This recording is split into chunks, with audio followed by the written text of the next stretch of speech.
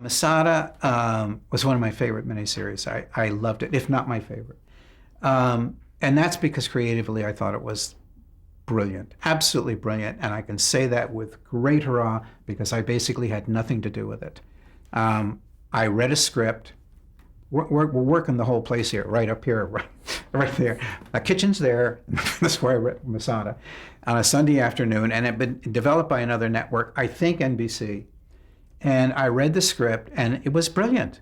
Joel Oliansky had written it, and I just sat there mesmerized reading this thing, thinking, this is fabulous. It was literate, it was powerful, it was about something, it moved, it had great characters, wonderful relationships, and I was just swept away by the script. And I said, we got to do this damn thing.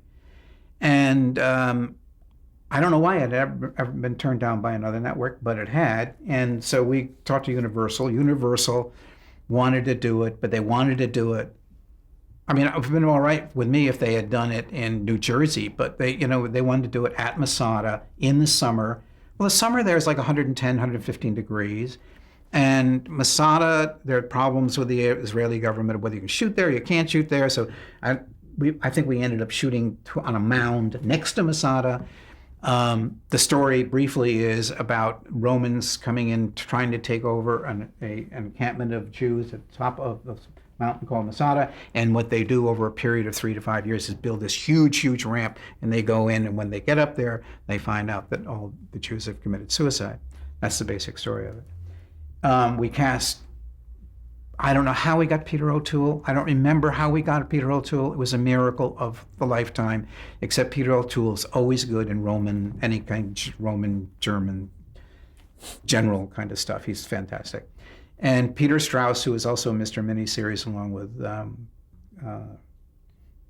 Richard Chamberlain. Yeah. I'm sorry, blanking, played it. And it was wonderful. It was brilliantly directed, wonderfully acted. The performers are great.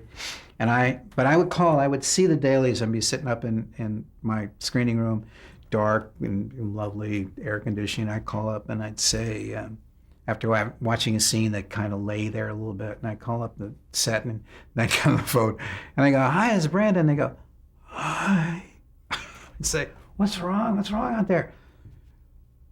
The set blew down last night. I said, what do you mean the set blew down last night? And they'd say, yeah, well, it was 110. These winds came down. They knocked everything down. I said, well, listen, I'm calling. I just saw the scene between Peter O'Toole and Peter Strauss. The energy level was really crummy. I mean, it was 130. We were shooting at night. And so it was that little problem between what I was seeing and what was going on that set. And that set was a disaster. I felt so sorry for him, but they finally got it done. Working with Peter O'Toole is amazing. He's an amazing human being. I'm not sure I totally understand him. I went to a dinner with him at Elaine's in New York, and I was seated there with a bunch of people, and Peter O'Toole was talking, as he's wont to do, about something political. And he was talking, he was out of this and on, I don't believe it. It was so shocking to me, I just couldn't. And he was on, and everyone sat there mesmerized by him. And he's talking on.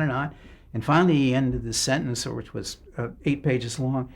And I stopped and I looked at him and I thought about what he was saying, and I realized I have no idea what the man said.